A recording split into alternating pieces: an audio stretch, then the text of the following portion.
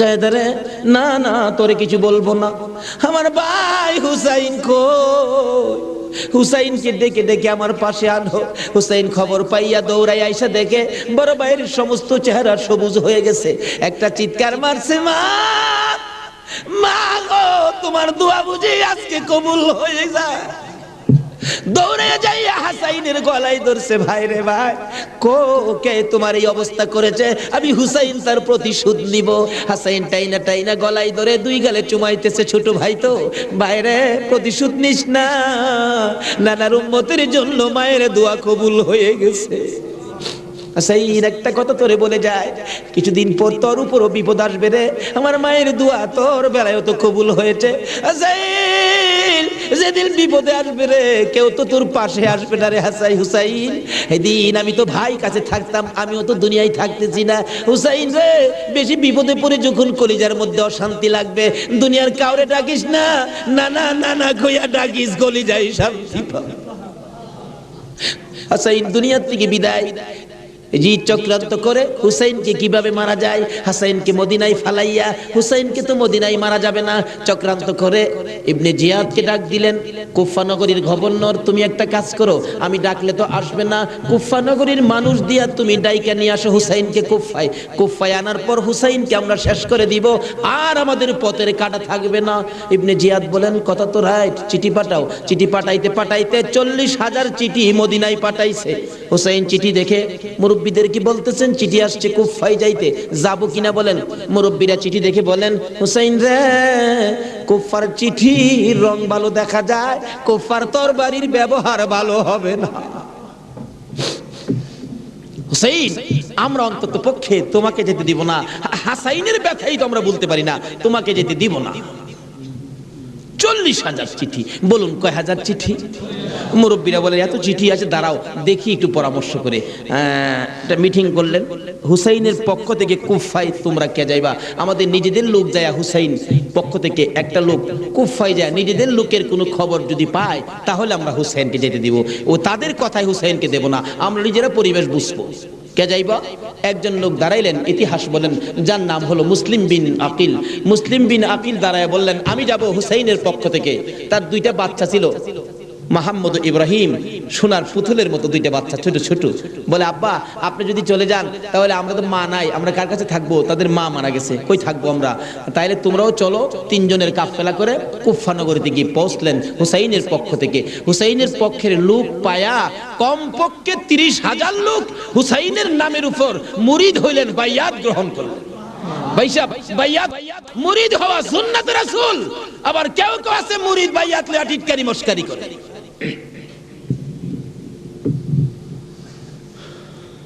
বুঝে না ভাই সাহেব, পীরের কাছে মুরিদ হবেন, কত মজার খেলা যে খেলে, আল্লাহর ওলির আল্লাহর সাথে কত খেলা যে খেলে। আল্লাহ কই, এই তানো ফতোয়া লাগাইস না, মাসলা লাগাইস না, এটা আমার খাট বান্দা, খাট জাগাত কোনো দলিল লাগে না। জোরে জোরে খান সুবহান।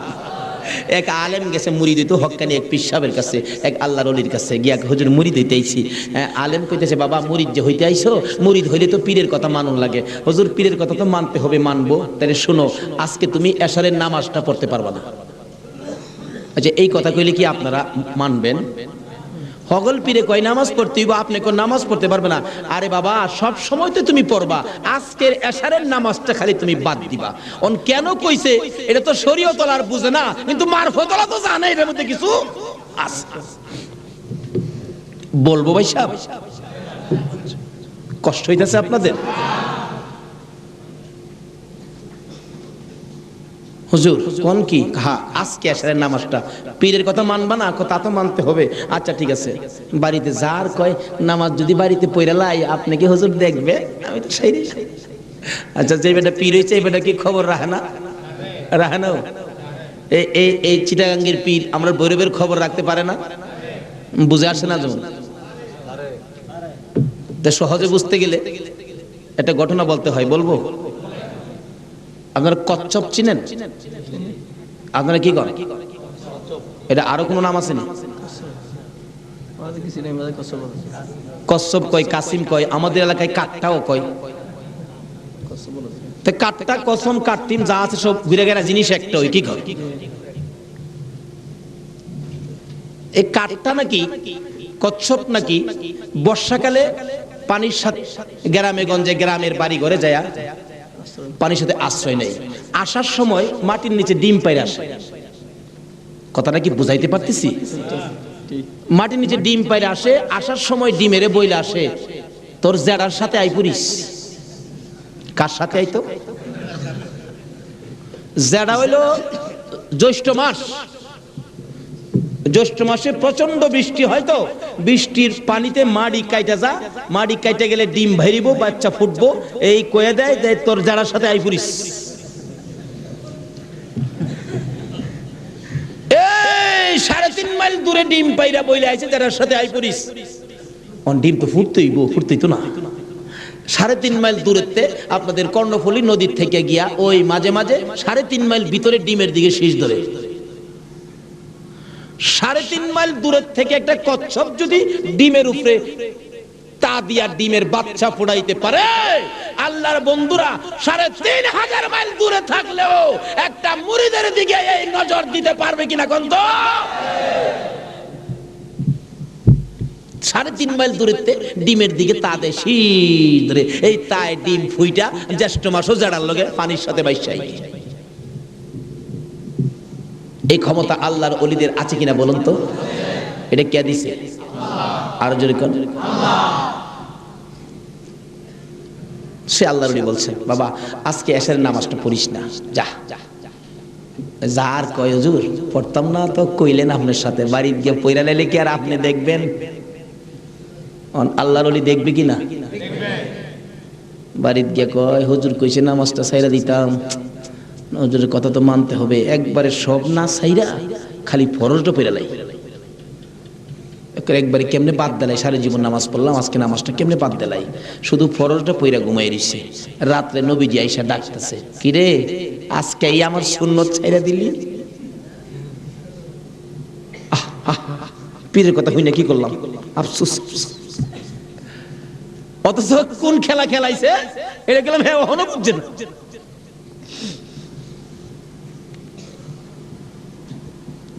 সকালবেলা ফজরের নামাজ পড়া মনের দুঃখ খুলে যাইতেছে পিসাবের কাছে। পিসাব দূরে থেকে কয় কি ফেজ বুঝি লাগছে, তাহলে বুঝা গেল খবর পিসাবের কাছে।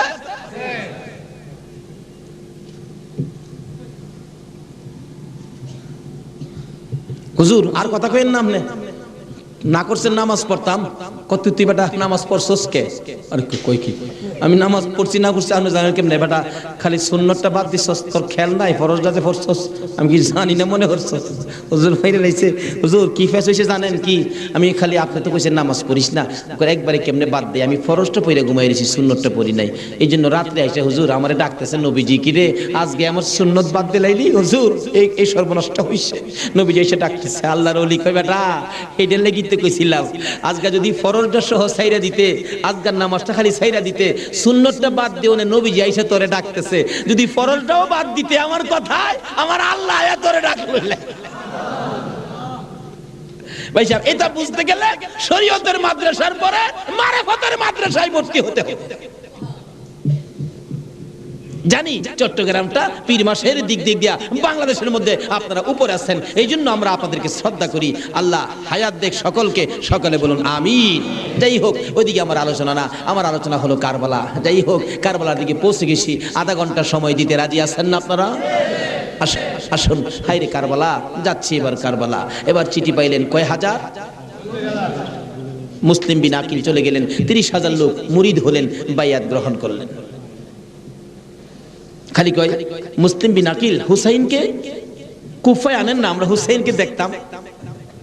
তো কুফা নগরী বড় মসজিদে বসে মুসলিম বিন আকিল চিঠি লিখলেন, হুসাইন আর কোনো ভয় নাই, এখানে পরিবেশ আপনার জন্য পাগল, আসলেও পাগল, কিন্তু খারাপ তো খালি এজিদের বংশ। চিঠি পাওয়া মাত্র আপনি চলে আসেন। চিঠি গিয়ে পৌঁছে মুহররমের 1 তারিখ। হুসাইন 6 মাসের শিশু আলী আসগর সহ মেয়ে পুরুষ মিলে 72 জনের কাফেলা নিয়ে রওনা হলেন কুফার দিকে, যেহেতু চিঠি পাইছে মুসলিম বিন আকিলের হাতে। ওদিক দিয়ে যেই চিঠি পাঠাইছে শুনছে ইবনে জিয়াদ এজিদের পক্ষের লোক আইসা সবাইকে সরিয়ে দিয়ে, লম্বা ঘটনা, মুসলিম বিন আকিলকে মসজিদের বারিন্দার মধ্যে ফালাইয়া গলায় ছুরি চালাইয়া জব করে দিলেন। মুসলিম বিন আকিলের দুইটা ছোট্ট ছোট্ট বাচ্চা ছিলেন, মুহাম্মদ ও ইব্রাহিম। দুইটা বাচ্চা 12 বছর 13 বছর, সোনার পুতুল। খবর পাইলেন বাবাকে জব করে দিয়েছে, দৌড়াইয়া পালাই রে জঙ্গলায় যায় লুকায়। দুই ভাই পরামর্শ করে, আমরা দুই ভাইকে যদি ধরতে পারে রে আমাদেরকেও জব করে ফেলবে, বাচ্চা মানুষ।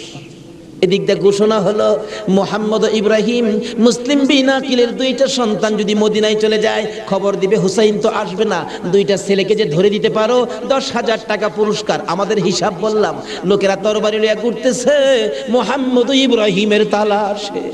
ওই দুইটা বাচ্চা পূর্ণিমার চাঁদের মতো চেহারা, সারাদিন লুকাইয়া থাকে, রাত্র হলে মরুভূমির পথ দিয়ে দৌড়ে আর কান্দে আর ডাকে, মদিনার পাখিরা রে আয়, মদিনার খবর, একটা খবর নিয়ে যা, কুফা নগরীর অবস্থা ভালো না, আমাদের বাবা মুসলিম বিন আকিলকে কুরবানি করে দিয়েছে, আমরা দুই ভাইকে খুঁজতেছে, রাস্তা পাই না, কোথায় যাব, হুসাইন যেন কুফায় না আসে, খবর নিয়ে যা। এভাবে একদিন এক রাত, 2 দিন 2 রাত, 3 দিন পার হইয়া 3 রাত্রের বেলা দুইটা ভাই একটা খেজুরের বাগানের মধ্যে বসেছিল, রাত্রে দৌড়াবে মদিনায় যাবে, কিন্তু পেটের খিদা, পানির পিপাসা, আর হাঁটতে পারে না। ছোট ভাইটা বড় ভাইয়ের গলায় ধরে কাঁদতেছে, ভাই কলিজা শুকাইয়া গেছে রে, একটা কাজ সামনে যাইতে পারবো না। দুইজন গলাগুলি করে খেজুরের বাগানের মাঝখানে ঘুমিয়ে গেছে। এই খেজুরের বাগানের মালিকের নাম ছিল হারেস। হারেস নিজে ও তরবারি লইয়া ঘুরতেছে। সকালবেলা হারেসের বিবি যাই বাগান দেখবে, যাইয়া দেখে বাগানের মাঝখানে সাপ বিচ্ছুর ভয় থাকে, কিন্তু এই ভয়ের মাঝখানে দুইটা পূর্ণিমার চাঁদের মতো সন্তান ঘুমাইয়া রইছে। আস্তে আস্তে কাছে যাইয়া ছোট্ট ভাইটার মাথায় হাত দিলে, চোখ খুলে দেখি কুফার মহিলা, চিৎকার মারছে, ভাই গো আর ঘুমাইস না, কুফাবাসী আমরার খবর পেয়ে ফেলছে, মদিনায় বুঝি আর যাওয়া হবে না। তুমি আমার মা লাগো, আমার মা নাই, বাবা নাই, আমরা মদিনার সন্তান, আমরা মদিনার আওলাদ, কুফাবাসীর কাছে আমাদের খবর দিও না। মহিলাটা বলতেছেন, মহিলাদের মায়া বেশি, আয় বাবা তোমাদের তালাশে, আমার স্বামীও ঘুরতেছে, এখানে থাকলে কেউ না কেউ তোমাদেরকে দেখে ফেলবে, আসো আমার বাড়িতে নিয়ে লুকাইয়া রাখি, সন্ধ্যা হলে আমি নিজে মদিনায় লইয়া যাইব। মা বোনেরা, এমন একটা ভালোবাসা দাও না গো এই মুহররমের চাঁদে। সন্ধ্যা হইবার আগে বাচ্চা দুইটা রান্না করে রাখছিল। ছোট্ট ভাইটা ঘুম থেকে উঠে বসে বসে কান্দে, মা মা কই। বড় ভাইটা ঘুম থেকে উঠে দেখে, কান্দিস না রে, কান্দার আওয়াজ শুনলে আমাদের জীবন থাকবে না। এমন সময় হারেস দৌড়ে আসছে ঘরের মধ্যে খানা খাওয়ার জন্য। খানা খাইতে বসে ডাকতেছে, বিবি গো জলদি করে খানা দে, কে জানি পুরস্কারের বাগি হইয়া যায়। এমন সময় রান্না করে কান্দার আওয়াজ শুনলে ডাকতেছে, বিবি রান্না করে কে কান্দে? বিবি বলেন, তোমার ঘরে নয়, অন্য ঘরে কান্দে। বিবি রে, আমার ঘরে কান্দার আওয়াজ শোনা যায়। বিবি মিথ্যা কথা কোস, আমার ঘরে কান্দা। বিবি বলেন, তোমার ঘরে নয়, কুফাবাসীর সন্তানেরা কান্দে। হারেস বলেন, বিবি রে, কুফাবাসীর কান্দা এত সুন্দর না। বাসন ধাক্কা দিয়ে সরাইয়া তরবারিটা লইয়া ওইটা দাঁড়াইলে বিবি পিছন দিয়ে আনতে ধরেছে, স্বামী আর সামনে যাও না, হে মদিনার ময়নাদের গলায় চুরি দিও না। তোমার যদি মারতে চাই গো স্বামী, আমার গলাটা পেতে দিলাম, আমার গলাটা কাইটা দাও। না না, মানবো না। দৌড়ায় যাইয়া রান্না করে দরজায় দাঁড়াইয়া দেখে দুইটা পূর্ণিমার চাঁদ উদয় হইয়া রইছে। তরবারিটা দেখে ছোট্ট ভাইটা চিৎকার মারছে, বাবা গো খইয়া। বড় ভাইটা কান্দে, কান্দিস না, আমার বাবা গেল যেইভাবে রে, আমরাও যাইবো সেইভাবে। এইভাবে যারা জীবন দিয়েছে সেটাই হলো আমার আল্লাহর রাস্তা।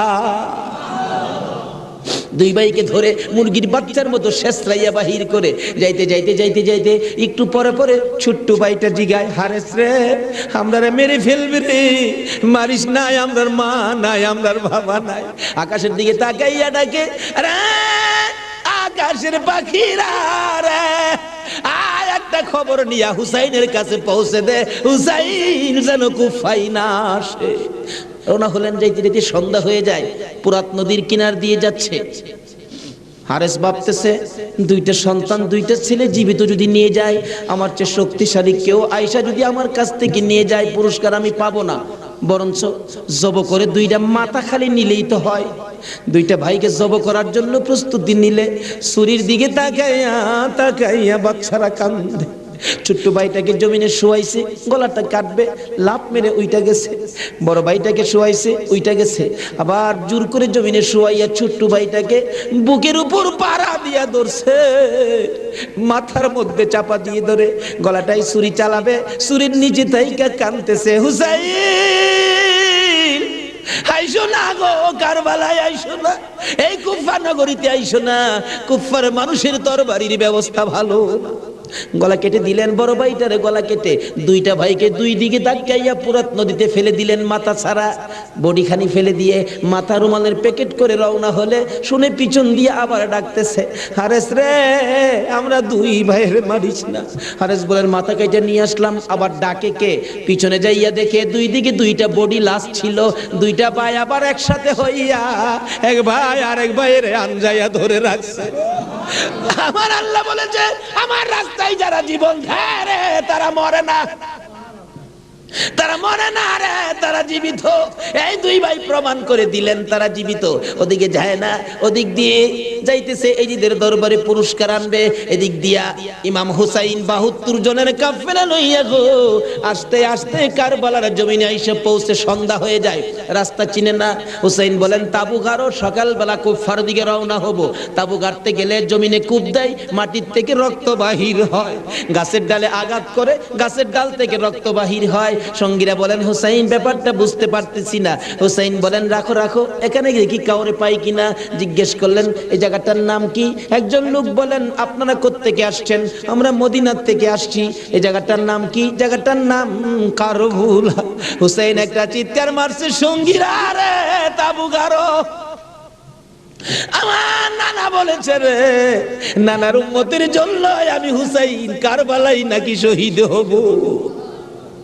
মুহররমের 7 তারিখ তাবু গাড়লেন। সন্ধ্যা হইলে তাবু গাড়লে রাত্র শেষ হওয়ার আগে 4000 এডিশন নিরস্ত্র মুসলমানের চারপাশে ঘেরাও করেছে। আজকে সেই নিরস্ত্র মুসলমানের উপর ইরাকের জমিনে বলুন তো আক্রমণ হচ্ছে কিনা? সকালবেলা ডাকে হুসাইন যুদ্ধ করো। হুসাইন বলেন আমি তো যুদ্ধ করতে আসি নাই, বেড়াইতে আসছি। এই যে দেখো চিঠি পাই আসছি বেড়াইতে, কোনো কথা মানবো না, যুদ্ধ করো। একদিন 2 দিন 3 দিন পার হইয়া মুহররমের 9 তারিখ দিবাগত 10 তারিখের রাত্রে শেষ চিন্তাধারা। হুসাইন তাবুর বাতিরা জ্বালায় বলতেছেন তোমরা কথা শোনো। কি এখানে অবস্থা ভালো দেখা যায় না, যুদ্ধ করার তো কিছু নাই, তোমরা আমার একটা কথা শোনো। কি? বাতিটা নিবাই দিলেন। নিবাই দিয়া বলতেছেন যে যেদিক দিয়া পারো কারবালা ছাইরা তোমার নিজেদের জান বাঁচাও, কিন্তু হুসাইন কারবালায় শহীদ নানার উম্মতের নাজাতের জন্য। সারা রাত কান্নাকাটি। পারবা? 9 তারিখ দিবাগত রাত্রে টিভির বার্তাটা বন্ধ রাখতে, রেডিওর চাবিটা বন্ধ রাখতে। হুসাইন কারবালায় সমস্ত লোকদেরকে 72 জনের কাফেলা নিয়ে কান্দে, আর আমরা সেই তারিখে টিভি চালাই। কিসের মহব্বত আর কিসের মায়া আর কিসের নামাজ তুমি পড়েছো?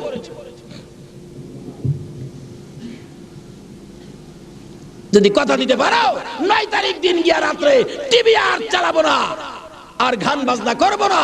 হুসাইন তোমার জন্য ওই ফুলসিরাতের কিনারে দাঁড়ায় থাকবে।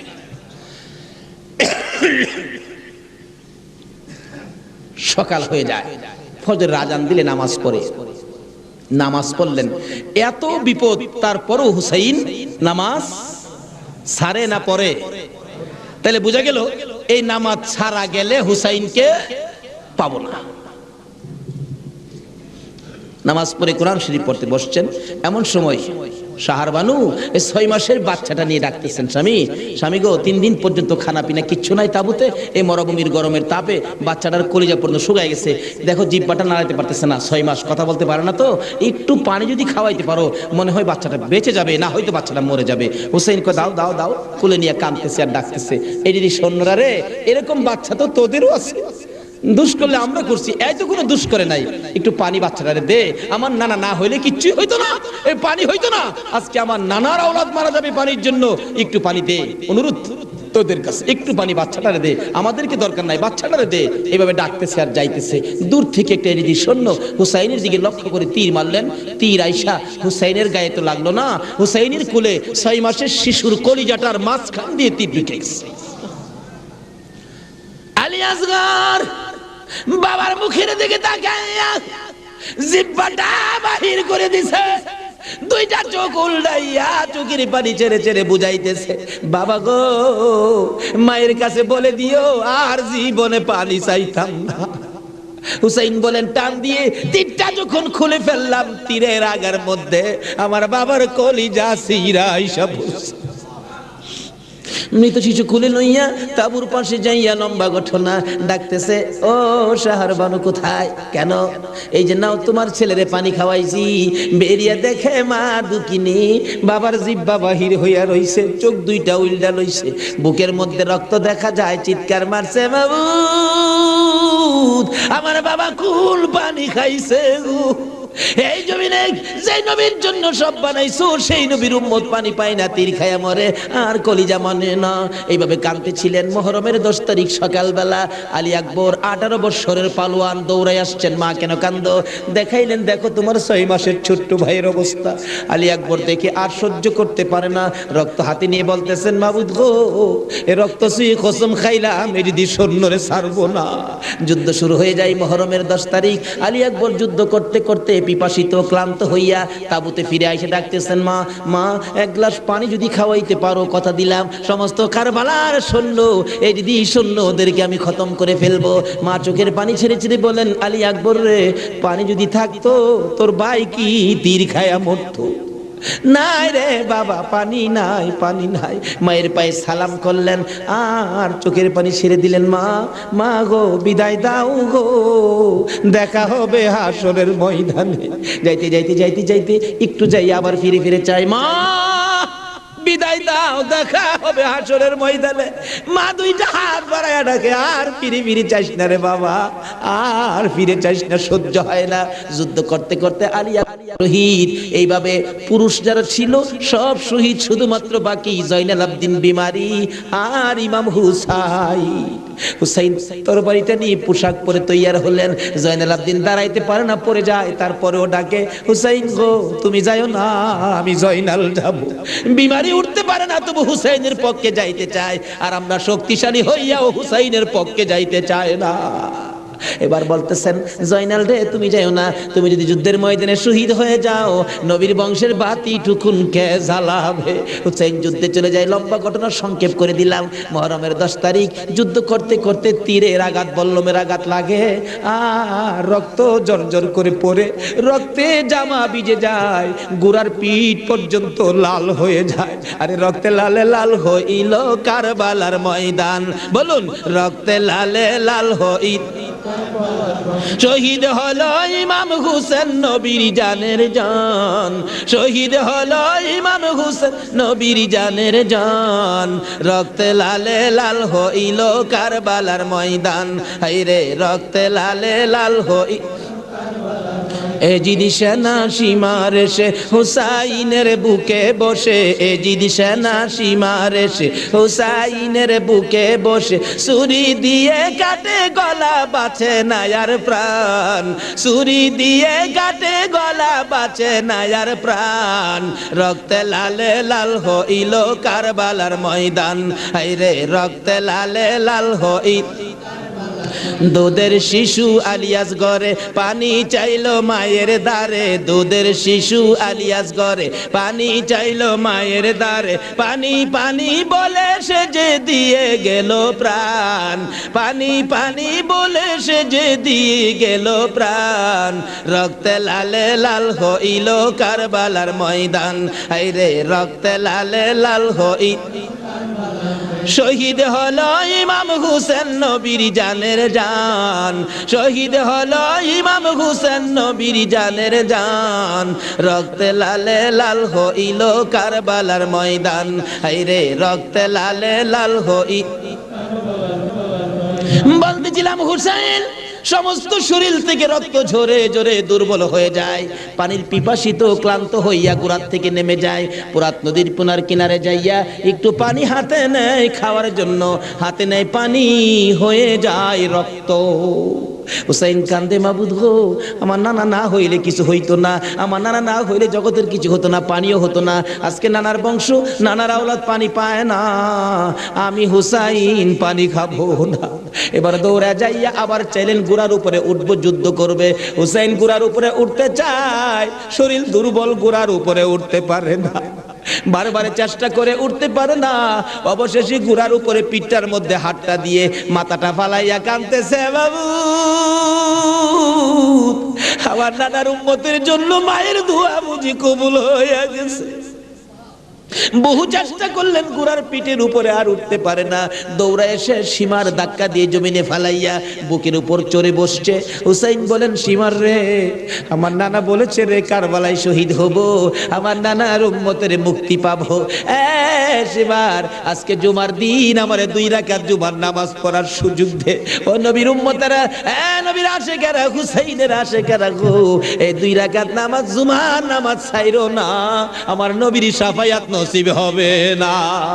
রক্তে লাল হইয়া যদি হুসাইন 2 রাকাত জুমার নামাজ পড়তে পারে গো, আজকাল থেকে কথা দিতে হবে, জীবনে কোনোদিন জুমার নামাজ ছাড়তে পারবা না। জুমার নামাজ আদায় করতে সময়টুকুন দিলে নামাজ শুরু করে দিলেন। রুকু সিজদার কাজ শেষ করে তাশাহুদে বসে সালাম ফিরানোর আগ পর্যন্ত কাছাকাছি বসে বসে এই যে সৈন্যরা নামাজের ভিতরে প্রত্যক্ষদর্শীরা বলেন, এক একটা করে তীর মারে হুসাইনের গায়ে।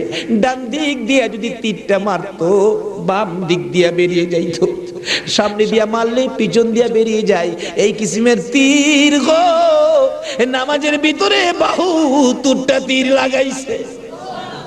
হুসাইন সালামটা ফিরাইয়া নানা গো, নানা গো কইয়া কালতে কালতে জমিনে গড়াগড়ি শুরু করে দিলে।